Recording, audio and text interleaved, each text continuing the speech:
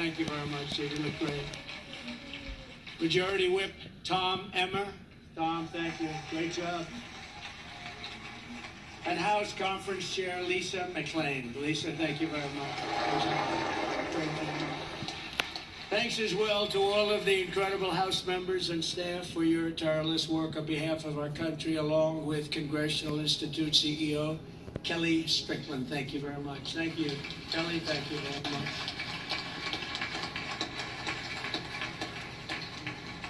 So we have Kellyanne Conway. Nobody knows Kellyanne. Does anybody know? Where's Kellyanne? She's around. Watch. She's so good. She's a good person, too. She's a good person, too.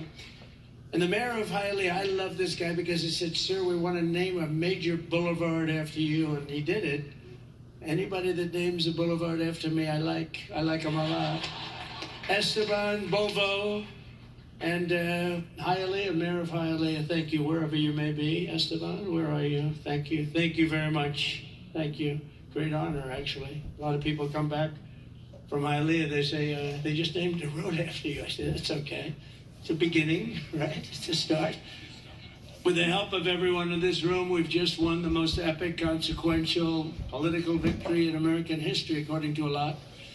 One of the major fake newspapers, so in this case it's not fake news, let's say, but they said it's the most consequential election victory in the last 129 years. I'm trying to figure out what that means, 120. Who was there 129 years ago? But it was a great one. At the presidential level, we won the popular vote for the first time of any Republican in decades. We swept all 7 swing states, Pennsylvania, Wisconsin, Michigan, Georgia, North Carolina, Arizona, and Nevada by very, very big margins, record-setting. And for the first time ever, all 50 states, did you know this, shifted toward the Republican Party. We've never had that before. Nobody had that. It's never happened before. You must be doing a good job, fellas. We won the largest number of African-American voters in Republican history, including 39% of black men, a record by a lot. So that's really nice. Thank you. And we won more Hispanic-American votes than any Republican ever. It's never won any, not even close. Look at that, Hispanic-American. We made historic strides with youth, men, women, urban, suburban, and rural voters. And in a political earthquake, yeah, sit down, just enjoy it. What the hell, we're gonna be here for a little while. But in a political earthquake, we won a wave of support from labor unions, including massive numbers of auto workers, which gave us Michigan as an example. Think of that, we won Michigan easily, and we did tremendous with the auto workers, and an overwhelming majority of the rank and file membership of the Teamsters. The Teamsters were great. They showed up in droves, and we won them by a lot. Together, we're forging a new political majority that's shattering and replacing Franklin Roosevelt's New Deal coalition, which dominated American politics for over 100 years. That's what we're doing. And what Mike said before, common sense. It is a little bit of common sense. Maybe it's a lot of common sense. Under our leadership, the Republican Party has become the proud voice of hardworking American citizens of every race, religion, color, and creed.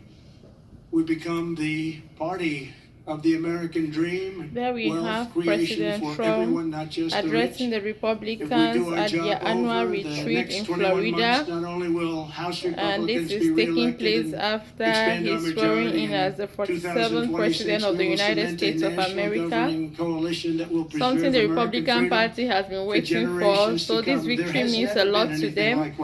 This meeting means a lot to them, as they need to find ways and strategies to keep their party united, so that after the 4 terms of President Trump, they could still have another win. In many cases they don't, but they do get credit for it.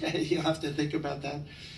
I've raised a lot of money for the next race that I assume I can't use for myself, but I'm not 100% sure, because I don't know. I think I'm not allowed to run again. I'm not sure. Am I allowed to run again, Mike? I better not get you involved in that argument. No, we raised a lot of money, a tremendous amount, and our teletown halls are something that's very special that nobody else is able to even contemplate using. We've gotten a lot of people elected with those teletown halls. We have 25,000, 30,000 people on just in a congressional area. They win easy. It works for Elvis, the Beatles, and it doesn't work for anyone else, but it works for Trump. And we would have tremendous crowds on those calls, and I think I'll bet we got 35, 40 people elected because of the town halls. But I did say to them, and I said, this is the person that sort of has the rights to it, and he happens to be a great Republican. I said, this is the greatest invention. This thing is going to make a fortune. He said, no, it's not that good, actually, because it only works for you. He said, actually, sir, it only works for you because somebody else they're not picking up, so I'm honored to have that privilege, and I used it carefully, but we've done a lot of the teletown halls for people, and I don't think we've ever lost one, right? It's hard to lose one, even if you only get 5,000 or 6,000 people on a congressional race, but we've done them for states, we've done them for governors, and we've done them for senators, and we did a couple countrywide. I did a couple for myself countrywide. They're absolutely amazing, and we got the message out through that and lots of other means. We even got it out through TikTok. Has anyone ever heard of TikTok? I have a little bias toward TikTok right now, I have to tell you. So we won youth by the largest margin, no Republican. We generally don't win youth. We won by 36 points. Can you imagine that? And I think TikTok had something to do. So, pardon me if I'm a little bit, I became a little bit jaded toward TikTok, but we'll see what happens. We're going to have a lot of people President Trump seems to be having a soft spot here for TikTok. Is that a positive light for TikTok? Does that mean TikTok is going to survive in the United States? Well, let's see how that goes. 7 days, my administration has been moving with urgency and historic speed to reverse every single disaster of the Biden administration. By the way, the guy was a disaster, okay?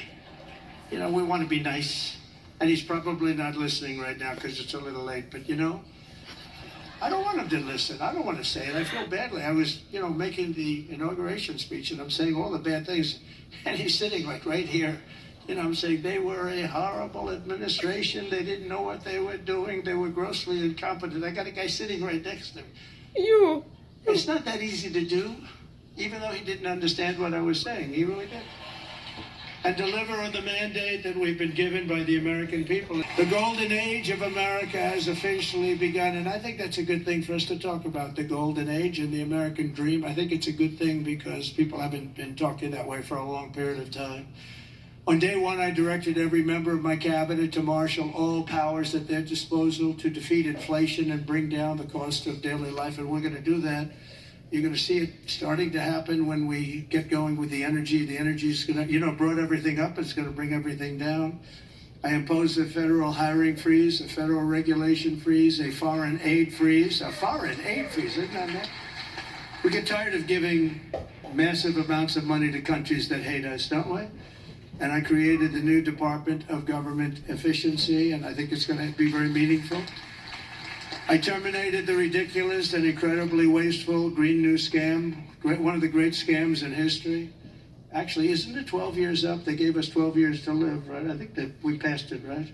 We're still around. Can you believe it? The person that really came up with it is a person that never even took a course on the environment. Was a poor student, not a good student, didn't understand a lot. And she came up with this idea, and everybody all of a sudden started going. And then mainstream, important Democrat leaders were starting, they got sucked into it. And we've spent trillions of dollars on just like throwing it out the window. You could throw it out the window, you would have been better off. I withdrew from the one-sided Paris Climate Accord, and I canceled. It was so one-sided, we had obligations, but Russia didn't, China didn't, other countries didn't. We paid everything. We're going to lose $1 trillion over a short period of time on that. And we had to do everything. They didn't have to do anything. It was ridiculous. And I canceled the insane and very costly electric vehicle mandate. So you can buy a car of your choice. If you like gasoline, go have it. And if you like hybrids are doing well. You can for electric generation, and anybody that invests more than $1 billion will get super rapid approval. Not that they have to wait for 9 years, 14 years, like I approved LNG plants in Louisiana. They were waiting for so many years. It wasn't Louisiana's fault. It was some people, they just wouldn't get them done. You've got a snail here, a tiny tree here, and I got it done in a matter of a few days. I actually got it done. It took them 14 years. I got it done in about 3 days. the people, as we called them, I'll never forget, I called them and I said, congratulations, you got your permit. What? They were so shell-shocked. They didn't know what the hell was happening. They're going to spend, and they spent about $16 billion on each plant, and they've been roaring since then. But we got them done in a matter of a few days. Over the past week, we've begun the largest deregulation campaign in history, far exceeding even the record-setting efforts of my first step. That was record-setting deregulation, and that was just as big as tax cuts as far as business and jobs were concerned, I'll tell you. I actually asked, it's interesting because I actually asked some of the biggest businessmen in the country, I said, let me ask you, if you had the choice between the big tax cuts, we cut it from 40% to 21%, we're going to cut it further, but we cut it down to 20, everybody said that would be impossible. The people on the stage helped us with that one a lot, but I said, if you had your choice of that or the big deregulation cuts, what would you take? These are the guys that run the big companies, the big oil companies, the big companies of every kind. I said, would you take the big tax cut against policies across the government and all across the private sector and the military? We got it. We're getting it out, and we've gotten it out pretty much. We did that in 1 week. It wasn't that easy, but everybody wanted it. People that were strongly in favor of it, I thought, called me and said, thank God you got rid of that. That was so bad. It was so bad we hated it. We abolished 60 years of prejudice and hatred with the signing of one order, all approved by the Supreme Court of the United States. It was a big thing, and the United States has become a meritocracy again. We are a country that's based now on merit for success. Merit. If you're good at what you do, you're going to go places. I made it and who would have thought that was going to happen? We didn't even talk about that one because I figured that one was going to be toughest to get. And so we are now, if you do a meritorious job, if you do something where you're just outstanding. Some of these people said like 7 genders. I'm trying to say, go and name them. They got some weird stuff going on. No, we got 2 genders. I renamed the Gulf of Mexico the Gulf of America, and we are restoring the name of a great president, William McKinley, to Mount McKinley in Alaska in honor of the incredible people of the state of Ohio who loved their governor and loved the man that became president. He was the big sheriff, they used to call him, and made a lot of money. That country became very